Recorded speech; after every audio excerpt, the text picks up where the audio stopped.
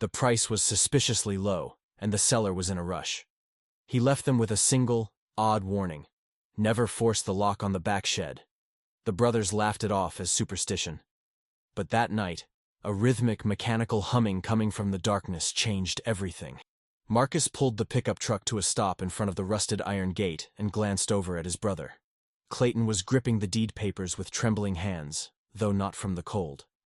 It was mid-afternoon and the sun beat down mercilessly, but a strange breeze drifted from that abandoned property, carrying a smell neither of them could quite place. Something between decay and disinfectant. Something wrong. "Are you certain this is the place?" Marcus asked, though he already knew the answer. The address matched perfectly. The former owner's name checked out, but something felt deeply off about the entire situation. The woman who had sold them the land had been oddly specific in her instructions during the transaction. "You can build whatever you want anywhere on the property," she had said with an intensity that seemed forced. "But do not touch the old grain silo at the far edge. It has been sealed for 17 years and needs to stay that way." Clayton climbed down from the truck and pushed against the gate. It swung open with a high-pitched shriek, as if protesting being disturbed after so many years of stillness. The two brothers walked slowly along the dirt path, observing the wild grass and weeds that had reclaimed everything in sight. But as they approached what remained of the main farmhouse, something caught Marcus's attention immediately. Footprints. Fresh footprints in the dried mud. "Clayton," he whispered, pointing down at the ground. "Someone has been here. Recently." His younger brother frowned deeply. The seller had guaranteed them that the place had been completely vacant for well over a decade. Nobody else had keys. Nobody else had access. Then who could have made those tracks, and more importantly, when? That was the moment they heard the sound coming from the grain silo they had been explicitly told never to open. A rhythmic sound, steady and deliberate, like someone pounding from the inside trying to get out. The two brothers locked eyes, the rhythmic pounding from the grain silo echoing across the empty farmland like a heartbeat that refused to stop. Marcus felt his pulse quicken in his chest. It was not imagination. Someone was definitely inside that structure. "Could be an animal," Clayton whispered, but his voice betrayed his doubt. They had both grown up working the land, knew the sounds that creatures made when trapped. This was different. This was purposeful. This was human. Marcus picked up a heavy rock from the ground and moved cautiously toward the silo. The metal structure looked far better maintained than they had expected, almost as if someone had been caring for it regularly despite the property's abandoned state. The padlock securing the entrance door appeared brand new, gleaming under the harsh afternoon sun. The pounding stopped abruptly. A heavy silence descended over the entire property. Even the birds seemed to cease their singing. Marcus pressed his ear against the corrugated metal wall. Nothing. But he was absolutely certain that someone on the other side was holding their breath, listening just as intently as he was. "Is someone in there?" Clayton shouted, breaking the tense silence. A rough voice answered from within. "You should not be here." The brothers stepped back instinctively. It was an older man, judging by the gravelly tone of his voice. How in the world had someone gotten inside a silo that was padlocked from the outside? Marcus scanned the structure, searching for any possible explanation. There were no windows, no other doors, no gaps in the metal panels large enough for a person to squeeze through. "We are the new owners," Marcus called out, trying to keep his voice steady and authoritative. "We purchased this land yesterday." A bitter laugh echoed from inside the silo. "Owners. You boys have absolutely no idea what you have bought yourselves into." Clayton approached the door, examining the padlock more closely. It was definitely secured, with no signs whatsoever of tampering. He looked up at the conical roof. All the panels were intact and sealed. The foundation showed no gaps. "How did you get in there?" he asked. The man inside paused before responding. "That is the right question. The real question is, why am I still here after all these years?" Marcus felt a chill run down his spine despite the oppressive heat. There was something fundamentally wrong about this place, something the woman who sold them the property had failed to mention. She had seemed desperate to unload it, accepting their first offer without any negotiation whatsoever, which should have been their first warning sign. "Listen carefully," Marcus said. "We are going to cut that padlock. You come out and we can talk about this situation like reasonable people." "No," The voice became desperate, almost panicked. "You do not understand anything. I cannot leave. And you need to get off this property before it is too late." "Too late for what?" Clayton demanded. A new sound began emanating from inside the silo. No longer the steady rhythmic pounding from before, but rather the sound of something heavy being dragged across a metal floor, something that scraped and screeched with each movement. "She did not tell you, did she?" the voice said, now barely above a whisper. "About what happened here 17 years ago. She did not tell you why nobody else wanted to buy this land despite the price." Marcus looked at Clayton, whose face had gone pale. The woman had mentioned nothing about the property's history. She only kept repeating that she needed to sell urgently, that she was relocating to the city and wanted to finalize everything quickly. The dragging sound grew louder, closer to the door. "What happened here?" Clayton asked, though part of him dreaded the answer. "My name is Harold. I worked here for Dr. Vincent, the previous owner. I was the farmhand, took care of the livestock and crops." The man paused, and the dragging sound stopped momentarily, until the day I discovered what he was really doing in this grain silo. Marcus felt his stomach tighten. What was he doing? Dr. Vincent was a respected physician in town, came from old money, well-connected family. But here, out on this isolated farm, he conducted experiments that no hospital or medical board would ever approve. He tested medications on animals at first, then on Harold hesitated, his voice breaking slightly, on people that society had forgotten about. Clayton swallowed hard. People? Homeless individuals, drug addicts, people without families who would not be missed. He would bring them here, promise them work and food and shelter, but they never left this property. The dragging sound resumed, slower now. "When I found out what was happening," Harold continued, "I tried going to the authorities, but who would believe a farmhand against a prominent doctor? He had connections, money, influence. So I decided to take matters into my own hands." Marcus looked around the overgrown farmland with new eyes. The tall grass could hide many things. "What did you do?" "I set fire to the main farmhouse one night when he was here with another victim. Dr. Vincent died in that fire. The man he had brought managed to escape, badly injured. I helped him get away." "And what about you?" Clayton asked. "Why did you stay?" A bitter laugh echoed from the silo. "Because Dr. Vincent did not force me to work alone. He discovered I had family, a wife, and 3 young children. He made me assist with the experiments, threatening to harm them if I refused." Harold's voice cracked with emotion. "When he died, I thought I was finally free, but his family found out about my involvement. They made me an offer I could not refuse." "What kind of offer?" Marcus pressed. "I would disappear completely, be declared dead, and they would take care of my family. My wife has been receiving an anonymous pension for 17 years, believing I perished in that fire." "But why not just leave?" Clayton insisted.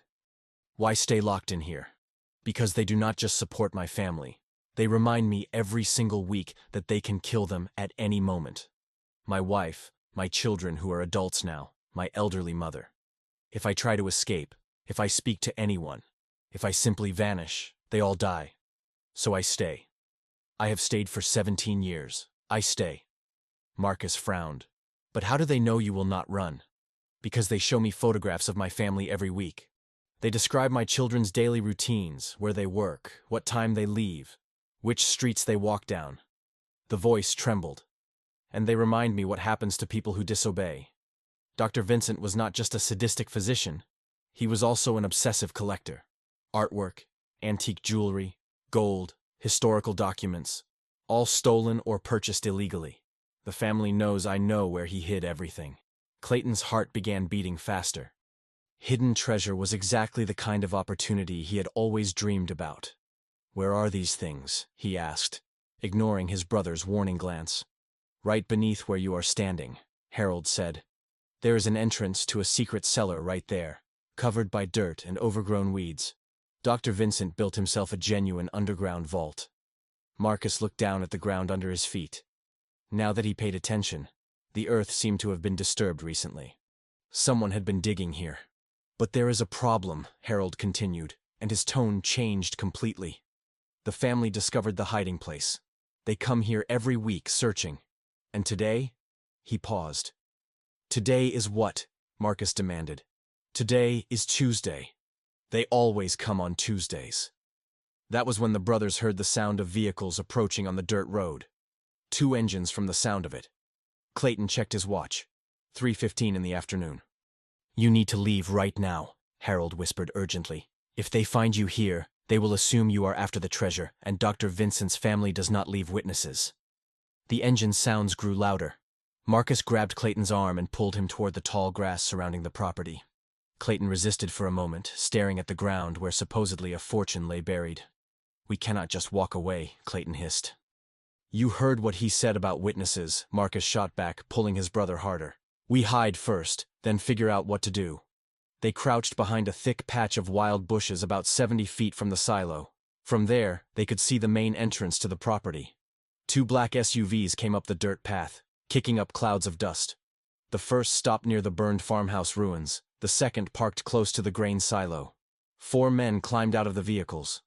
All wore expensive but practical clothing. These were not common criminals. They moved with the precision of people accustomed to this kind of visit. One of them, taller than the others, walked directly to the silo and knocked on the door. Harold, we know you are in there. Today is the day. Harold's voice came from inside, strained. I already told you I do not know where the documents you are looking for are hidden. Documents, Clayton whispered to Marcus. He talked about jewelry and gold, not documents. The tall man laughed without any humor. 17 years is long enough, old man. Our patience has run out completely. If you do not tell us where our grandfather hid the inheritance papers, we will have to become more persuasive. Marcus felt a knot form in his stomach. Harold had lied to them. This was not just about stolen treasures. This was about family inheritance. My grandson turned 21 last week, the tall man continued. He needs those documents to legally claim the properties that Dr. Vincent left to the family. Without them, everything remains in legal limbo. One of the other men approached carrying a bolt cutter. Should I cut the padlock, Mr. Graham? Not yet, Thomas. Let us give our friend one more chance to cooperate. Clayton nudged Marcus and pointed at something they had missed before. Next to the burned farmhouse, partially covered by a green tarp, sat their pickup truck. The men had certainly seen it. Harold, Graham said, walking around the silo. It appears you had visitors today. There is a truck here that was not here last week. The silence that followed was heavy with tension. Where are the owners of that vehicle? Graham insisted. I do not know anything, Harold responded, but his voice shook. Thomas started the bolt cutter, the loud buzzing cutting through the afternoon air. Mr. Graham, I found something interesting. All the men gathered near him. Thomas was pointing at the ground, exactly where Marcus and Clayton had been standing minutes earlier. Someone has been digging here recently, and look at this. He crouched down and pulled a piece of plastic tarp from the earth. This was buried very shallow. Graham examined the material. It is new. Someone hid something here within the last few days. That was when one of the men shouted from the property entrance. Mr. Graham, more people are arriving. Marcus peered through the vegetation and saw another vehicle coming up the path. This one was different from the others, a common white sedan with only one person inside. When the driver got out, Clayton's eyes widened. It was the woman who had sold them the property. The woman climbed out of the white sedan with hesitant movements. She was the same person who had sold them the land the day before, but now she seemed completely different. At the county office, she had worn simple clothes and spoken quietly. Today she wore a dark business suit and walked with determination. Graham turned to her with genuine surprise. Rebecca, what are you doing here?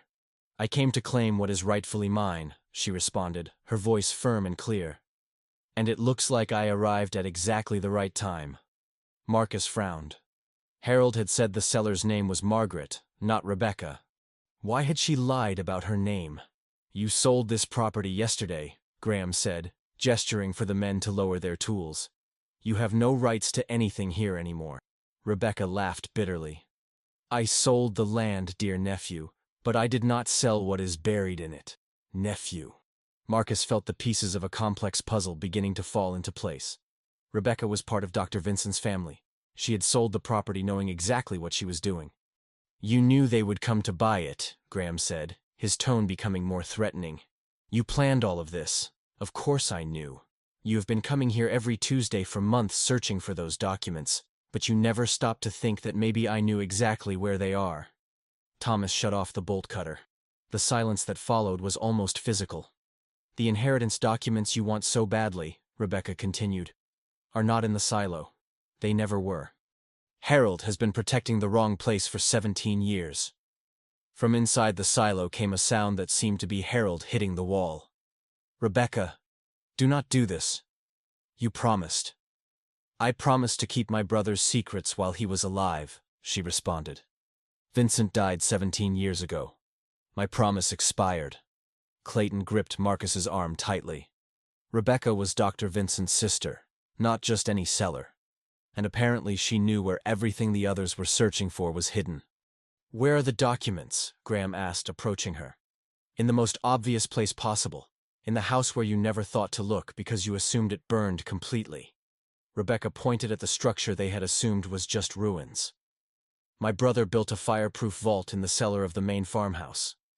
Marcus looked at the burned house with new understanding.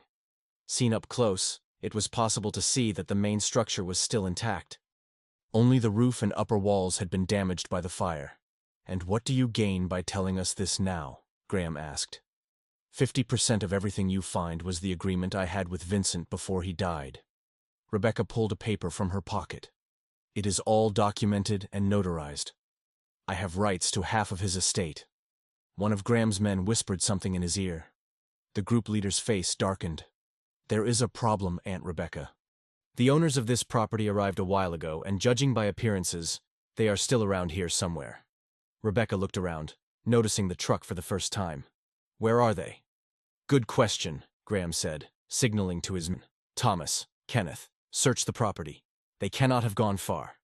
Thomas and Kenneth began searching the land, separating to cover more area. Marcus signaled for Clayton to crouch down even lower. The vegetation hid them well, but if the men came too close, they would be discovered easily.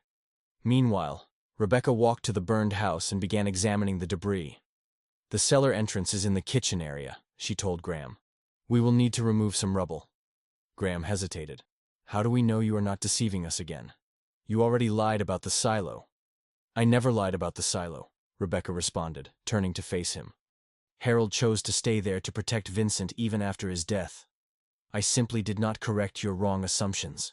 From the silo came Harold's voice. Rebecca, you know what will happen if they find those papers. The fortune is not just inheritance documents. Shut up, old man, Graham shouted. You have deceived us long enough. But Clayton had paid attention to Harold's words. It was not just inheritance documents. There was something else in the vault, something Harold feared they would discover. Rebecca began moving aside charred wood pieces from the area that had been the kitchen. After several minutes, she stopped and pointed at the ground. Here. There is a metal cover under this board. Graham joined her, and together they lifted a heavy wooden plank. Underneath was a circular metal cover with a lock in the center. Do you have the key? Graham asked. Rebecca smiled for the first time since arriving. I do not need a key. She crouched and turned the cover clockwise. Metallic clicks echoed as the lock disengaged. Vincent taught me the combination when we were children. This was our home before he became wealthy. Marcus watched everything with growing unease. The woman knew too much, had planned too much. There was something wrong with this entire story. Thomas shouted from somewhere nearby.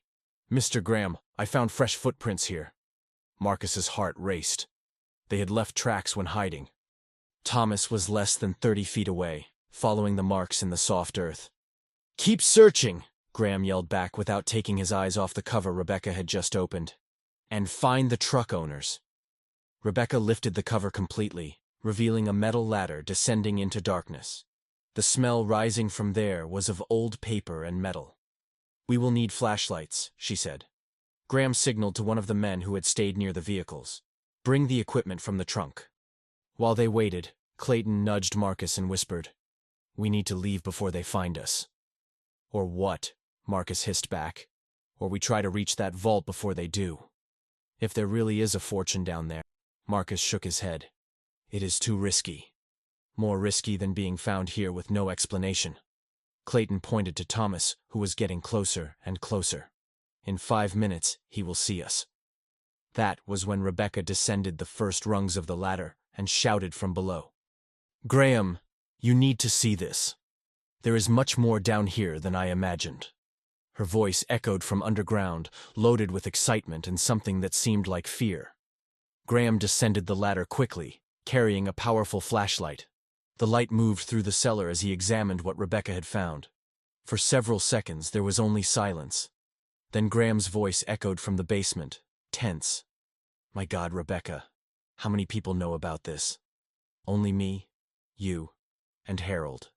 Vincent died before telling anyone else. Thomas was now only 15 feet from the brothers, following the footprints that led directly to their hiding spot. Marcus made a quick decision. He picked up a rock and threw it to the opposite side, making noise in the vegetation. Thomas stopped and turned his head toward the sound. Kenneth, something is moving over here on the west side. The two men moved away from the brothers' position, heading toward the rock. Clayton looked at Marcus with gratitude, but also with growing determination in his eyes. Now, Clayton whispered, while they are distracted. Before Marcus could stop him, Clayton burst from the hiding spot and ran crouched toward the burned house. Marcus had no choice but to follow. They reached near the cellar opening just as Graham climbed the ladder carrying a metal box. His face was pale and he was breathing with difficulty. We need to remove everything from here today, he told Rebecca, who was climbing behind him, if anyone else finds out. Finds out what? The voice came from the silo. Harold had managed to hear the conversation. Rebecca looked toward the silo with an expression of rage. Be quiet, Harold. You have already caused enough damage keeping secrets about what was really here. I was protecting you, Harold shouted back. You have no idea what those documents can cause if they fall into the wrong hands. Graham opened the metal box he had brought from the cellar. Even from a distance, Marcus could see it did not contain just papers. There were photographs, cassette tapes, and what appeared to be small vials with liquids. They are not just inheritance documents, Clayton whispered. They are evidence. Marcus understood immediately. Dr. Vincent had not merely conducted illegal experiments. He had documented everything meticulously. The photographs showed the experiments, the tapes contained recordings. The vials were samples of the compounds he had tested. This is worth much more than any inheritance, Rebecca said, picking up one of the photographs. There are pharmaceutical laboratories that would pay millions to hide this evidence, and others that would pay even more to expose it. Graham closed the box quickly. That is why we need to be careful. It is one thing to inherit our grandfather's properties. Something completely different is... He did not finish the sentence because Thomas appeared running. Mr. Graham, we did not find anyone, but there is something you need to see. Thomas was holding a piece of paper in his hands. I found this caught on a branch, as if someone had run past there in a hurry. Graham took the paper and examined it. It was part of the property deed, with Marcus and Clayton's names clearly visible. They are here, Graham said, raising his voice. Whether they heard our conversation or not, they are now a problem. Rebecca looked around with growing nervousness. What do we do? First, we finish emptying the vault. Then Graham paused significantly. We have a conversation with our new neighbors about what they saw here today. Marcus grabbed Clayton's arm and whispered, We need to leave now. But before they could move, Graham's voice echoed across the entire property. Marcus and Clayton, we know you are here. We found the property deed. There is no point hiding. The brothers looked at each other. There was nowhere left to run. Thomas and Kenneth were searching the vegetation on the opposite side, cutting off any escape route through the truck. Listen carefully, Graham continued. We are not criminals. We are family of the former owner, just resolving inheritance matters. You bought this land legally, and we recognize that, but we need to talk. Clayton looked at Marcus and shook his head. If they just wanted to talk, they would not be searching so urgently. Rebecca joined Graham near the cellar opening. Boys, you know me. I sold this property to you yesterday. You can trust me. You lied about your name, Marcus shouted from behind the vegetation. Why should we trust you now? There was a pause. Then Rebecca responded. Because I had no choice yesterday. There were things you could not know before being legal owners of the land. Now that you are proprietors, you have the right to the complete truth. Do not listen to her, Harold shouted from the silo. Rebecca just wants to protect her own skin. Shut up, Harold, Rebecca responded irritably. You had 17 years to do the right thing. The time has come to stop protecting the dead. Marcus made a decision. If they were going to be discovered anyway, better to emerge with dignity. He signaled to Clayton and the two came out from the vegetation, walking slowly toward the group. Graham smiled when he saw them, but the smile did not reach his eyes. Very good. Now we can talk like civilized people. What do you want? Marcus asked, stopping at a safe distance. We want to make a deal, Rebecca said. You saw what was in the vault. You know it is not just about family inheritance. Clayton crossed his arms. We saw evidence of crimes, illegal experiments, torture documentation, samples of dangerous substances. Exactly, Graham confirmed. And you understand that this evidence cannot become public, not only for our family, but for many other people involved. What other people? Marcus asked. Rebecca and Graham exchanged glances. My brother did not work alone, Rebecca finally said. There were financiers, other physicians, authorities who knew and looked the other way. If this evidence is exposed, many important people will fall, Graham completed. And important people have resources to protect themselves, including eliminating witnesses. The threat was clear. Marcus felt cold sweat run down his back. What are you proposing? Simple, Rebecca said. You keep the land, build whatever you want, live your lives, and forget everything you saw here today. In exchange for what? Clayton asked. Graham smiled again. In exchange for staying alive, he paused dramatically, and receiving compensation of $200,000 for the inconvenience. Clayton's eyes widened. It was more money than they had dreamed of earning in years of farming. And if we refuse, Marcus asked, we will have to consider you a threat to our interests, Graham responded coldly. Clayton looked at Marcus, and something passed between the brothers without needing to speak. Marcus nodded almost imperceptibly. $200,000 is a good offer, Clayton said slowly. But there is a problem. What? Graham asked. We recorded everything. Rebecca frowned. Recorded what? Marcus pulled his cell phone from his pocket and showed the screen. Since the moment we arrived here, the conversation with Harold, his confessions about the experiments, the discussion about selling evidence to pharmaceutical laboratories. He paused. And the threats you just made. Graham's face closed completely. You are bluffing. We are. Clayton also pulled out his cell phone. My brother recorded the audio. I filmed you removing the evidence from the vault. He turned the screen so they could see. Imagine if this leaks on social media. Thomas and Kenneth approached instinctively, but Graham signaled them to stop. What do you want? Rebecca asked, her voice tense. First, Harold leaves that silo free and without problems, Marcus said. Second, you return all the evidence to the vault and seal it definitively. That is impossible, Graham protested. There is too much money at stake. And third, Clayton continued, ignoring the protest, you transfer $500,000 to our account as payment for our discretion. $500,000, Rebecca almost screamed. You are insane. Marcus shrugged. It is less than the millions you would earn selling evidence of crimes against humanity, and much less than you would lose if these recordings reached the press. There was a long silence. Graham paced back and forth, visibly calculating options. Finally, he stopped and looked at the brothers.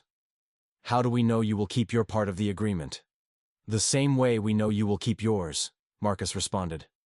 Mutual trust based on self-interest, and the recordings stay with us as life insurance, Clayton said. But they will never be released as long as everyone complies. Rebecca approached Graham and whispered something in his ear. Graham shook his head negatively, but she insisted. After several minutes of discussion in low voices, Graham turned to the brothers. 300,000 is the maximum we can gather quickly. 400, Marcus countered. 350, and consider yourselves lucky. The brothers looked at each other again. It was more money than they had ever imagined possessing. Deal, Clayton said. 2 hours later, Harold walked out of the silo as a free man.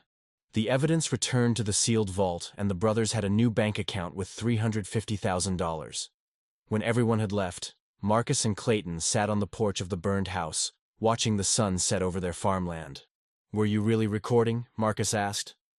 Clayton smiled and showed his cell phone. Of course not, but they did not know that. And now? Now we build the farm we always dreamed of on this land we bought with our savings. Clayton looked at the silo, now empty and silent. And we never speak about what happened here today. Marcus nodded. Some secrets were better kept buried, especially when they came with $350,000.